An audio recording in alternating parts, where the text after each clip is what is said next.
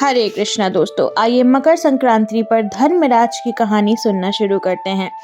एक समय जब पृथ्वी लोक पर बबरू वाहन नामक एक राजा हुआ करता था, उसके राज्य में किसी चीज की कमी नहीं थी। इसी राज्य में एक हरिदास नामक ब्राह्मण भी निवास करता था, जिसका विवाह गुणवती से हुआ था, जो कि बहुत ही धर्मवती और पतिव्रता महिला थी। गुणवती ने अपना पूरा जीवन सभी देवी देवताओं की उपासना में लगा दिया और वह सभी प्रकार के व्रत करती थी और दान धर्म भी किया करती थी। इसके अलावा अतिथि सेवा को भी वह अपना धर्म मानती थी।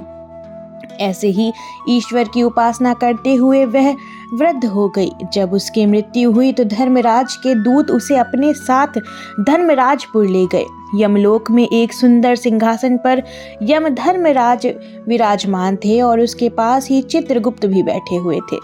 चित्रगुप्त जब धर्मराज को प्राणियों का लेखा जोखा सुना रहे थे, तभी यमदूत गुणवती को लेकर पहुंचे। गुणवती यमराज को देखकर थोड़ी भयभीत हुई और मुंह नीचे करके खड़ी हो गई। फिर चित्रगुप्त ने गुणवती का ब्यौरा निकाला और उसके बारे में धर्मराज को बताया। धर्मराज ने गुणवती का पूरा ब्यौरा देखा और वे प्रसन्न हुए, लेकिन फिर भी उनके मुख पर थोड़ी सी उदासी छाई हुई थी। यह देखकर गुणवती ने पूछा, हे प्रभु, मैंने तो अपने जीवन काल में सारे सत्कर्म ही किए, फिर भी आपके मुख पर उदासी छाई है, इसका कारण क्या है?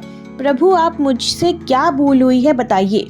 धर्मराज ने कहा, हे देवी, तुमने सभी देवी देवताओं के व्रत किए, उपासना की है, लेकिन कभी भी तुमने मेरे नाम से कुछ पूजा या पाठ या दान नहीं किया। धर्मराज की बात सुनते ही गुणवती क्षमा याचना करने लगी और कहने लगी कि हे प्रभु, मुझे आपकी उपासना के बारे में कुछ पता ही नहीं है। कृपया करके मुझे ऐसा उपाय बताइए प्रभु, जिससे सभी मनुष्य आपकी कृपा के प्राप्त बन सकें।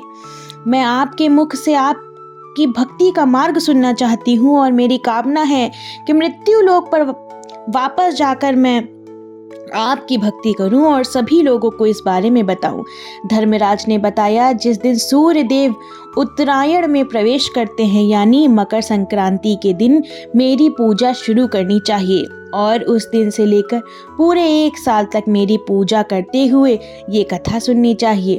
साथ ही मेरी पूजा करने वाले व्यक्ति को धर्म के इन 10 नियमों का पालन अवश्य करना चाहिए। धीरज रखना चाहिए, यानी संतुष्ट रहना चाहिए, अपने मन को वश में रखना चाहिए और सभी को क्षमा करना चाहिए, किसी प्रकार का दुष्कर्म नहीं करना चाहिए, मानसिक और शारीरिक शुद्धि का ध्यान रखना चाहिए, अपनी इंद्रियों को वश में रखना चाहिए, बुरे विचारों को अपने मन में नहीं लाना चाहिए, पूजा पाठ और दान पुण्य करना चाहिए, व्रत करना और व्रत की कहानी सुनना चाहिए, सच बोलना और सभी से अच्छा व सच्चा व्यवहार करना चाहिए और हमें क्रोध नहीं करना चाहिए। धर्म के इन सभी लक्षणों का पालन करते हुए 1 साल तक मेरी कथा नियम से सुने, दान पुण्य और परोपकार के काम करें और अगली मकर संक्रांति पर इस व्रत का उद्यापन करें। इसके बाद मेरी एक मूर्ति बनाकर विधि विधान से प्राण प्रतिष्ठा करवाकर हवन पूजन करें और साथ ही चित्रगुप्त की भी पूजा करें और काले तिल के लड्डू का भोग लगाएं। इसके बाद ब्राह्मण भोज करवाएं व बांस की टोकरी में 5 सेर अनाज का दान करें। साथ ही किसी जरूरतमंद को गद्दा, तकिया, कंबल, छप्पर, लोटा व वस्त्र आदि का दान करें। संभव हो तो गौदान अवश्य करें। धर्मराज से व्रत की पूरी कथा सुनकर गुणवती ने पुनः धर्मराज से प्रार्थना की कि हे प्रभु, मुझे फिर से मृत्यु लोक में जाने दीजिए, जिससे मैं आपका व्रत कर सकूं, साथ ही इस व्रत का प्रचार भी लोगों में कर सकूं। इस पर यमराज ने गुणवती को धरती लोक पर फिर से जाने दिया। धरती पर वापस आकर गुणवती ने धर्मराज द्वारा बताए गए व्रत के बारे में अपने पति देव को बताया। मकर संक्रांति आते ही गुणवती और उसके पति ने ये व्रत शुरू कर दिया। इसी व्रत के प्रभाव से उन पर धर्मराज की कृपा हुई और उन्हें मोक्ष की प्राप्ति हुई। दोस्तों, कथा यहीं समाप्त होती है। अगर आपको कथा पसंद आई है तो वीडियो को लाइक करिएगा, साथ ही अपने परिवारजनों, अपने दोस्तों के साथ यह कथा अवश्य शेयर करें।